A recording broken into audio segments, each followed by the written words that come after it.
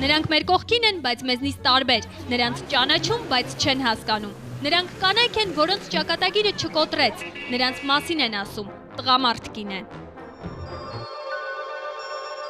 Մարինեն ապրանքագետ էր ու մտքով էլ չէր անցնում, որ ճանաչված է լինելու։ Միշտ ժպտերես, նուրբ ու քնքուշ արտաքինով շիկահեր վաճառողուհին երկար տարիներ գաստրոնոմում աշխատելուց հետո մի օր ջղայնացավ, կացին առավ ձեռքը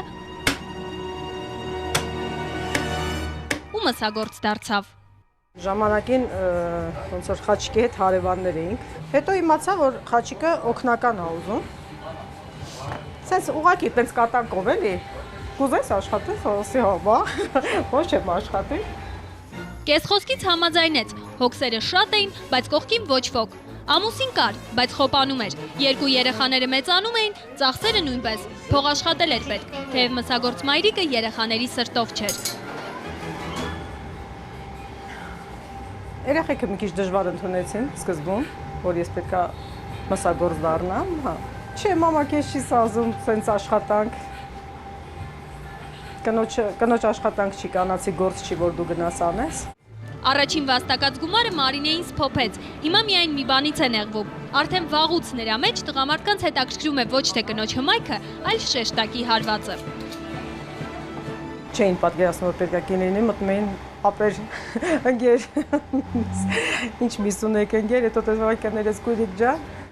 Կացնի տիրուհին հիմա մսի բիզնես է անում ու վայելում իր բաժին փառքը, նրան ամբողջ թաղն է ճանաչում։ Կանայք Մարինեով հպարտանում են, տղամարդիկ խոսեցնելուց առաջ մի լավ ծանոթ թեթևանում։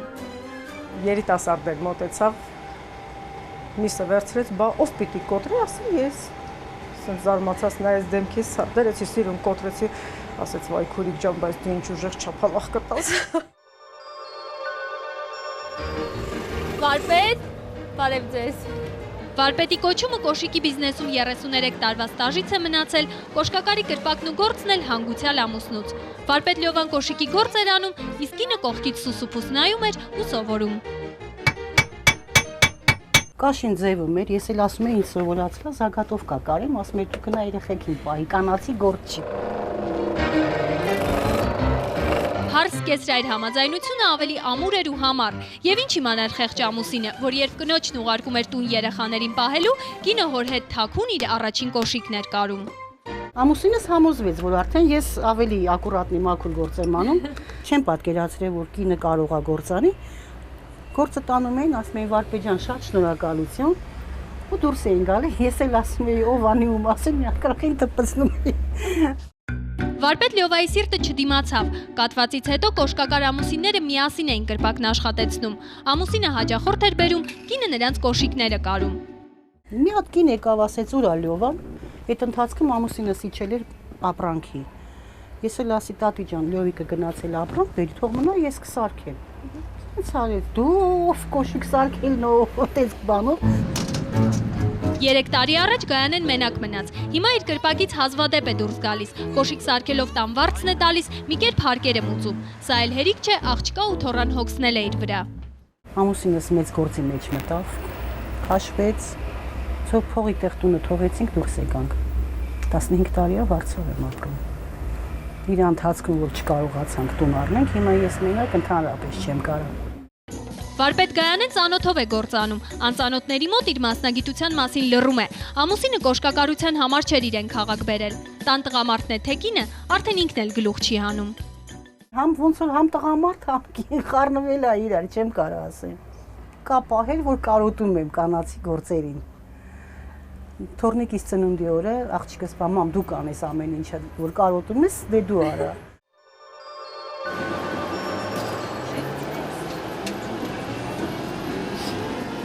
Համար 10 տրոլեյբուսը քչերից է, որ մնացել է քաղաքում։ Այս տրոլեյբուս մեկ անգամ նստողը հաճելի շոկի մեջ է ընկնում։ Սովորաբար դա լինում է իջնելու պահին, երբ ապեր ստացիր ավանդական արտահայտությանը կանացի ձայն է արձագանքում։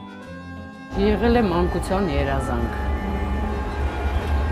եւ որին հասել եմ։ Գործերը որ տարա, ասեց տրամվայ կուզում թե տրոլեյբուս, ասի գիտեք, որը ղեկ ունի ու պակրիշկի։ Խնդրեմ, ստացեք։ Դինավա էլի, ասֆալտի ձեռը երկարացնում է, դե արի ստաց։ Աղջիկան ցանկացած 4-ականի եղեգին տեղավորելը մոր երազանքն էր։ Էլմիրային գծի մեջ տեսնելը հպարտությունը կրկնապատկում էր, բայց դրսից դիտողները չէին էլ պատկերացնում, որ երթուղու երկար ճանապարհը Էլմիրային դեպրեսիայի մեջ գցող ամենակարճ ուղին էր։ Երկար տարիներ մարդիկ վիրավորել են։ Գիտեք, այսինց գլուխս դնում էի եղեգին ու լացում էի։ Հիշում եմ բառերը մինչև այսօր, նույնիսկ դեմքը, որ իրանք հին ադաթիկին են, խզողլան, քեզ գործել չես ճարել, եկել ես ինչ ես անում։ Կինոկոմիտասի մոտ Էլմիրայի համար կանգառ միշտ կա։ Այս կանգառում նա տեսավ, սիրեց ու ամուսնացավ։ Միշտ ինքը ամեն առավոտ ընկերների հետ միասին այստեղից բարձրանում են աշխատանքի։ Վերում եմ կինոկոմիտասի մոտ իջացում եմ 1, 2, 12, հետո եղավ այն, ինչ պիտի լիներ։ Ամենագնաց կինը անընդհատ տղամարդկանց մեջ է ու նրանց ուշադրության կենտրոնում։ Արի մի հատ տնակ ինչի է տականում։ Արի ասեմ ինչի է տականում։ Այստեղ է տականում։ Որտե սապամացուս։ Ես Բայց նոր ամուսինը դրանից չի նեղվում ու չի վախենում, որ մի օր էլ իրենից ավելի հաճելի ուղևոր կբարձրանա տրոլեյբուս։ ինքը սրա վրա է ինձ տեսել, ինքը չի կարա խանդի կամ էլ արգելի։ Չնայած ասեմ, ինքը ավելի շատ է։ Երևի ավելի շատ է ուզում, քան ես։ Ասում եմ ռոլի վրա շատ սիրուն ես։ Ասում եմ ես չէ։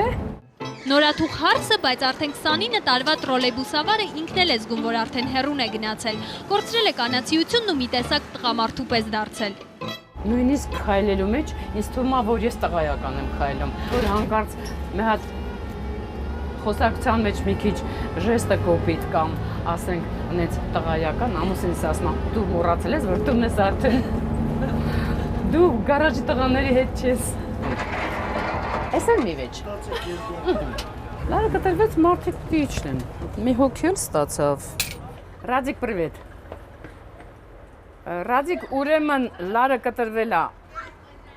թաղապետարանի մոտ լամբադայից մի քիչ դեպի մասիվ Թաղապետարանի դեմը իջնող գիծ Մինչև օգնությունը տեղ կհասնի, Էլմիրան սպիտակ դրոշակը ձեռքն է առնում ու գնում բարեխոսելու մյուս վարորդների հետ։ Ուր է եկել են, լսի, ինձ նկարահանում են այստեղ, խայտառակ եք ուզում ելնենք։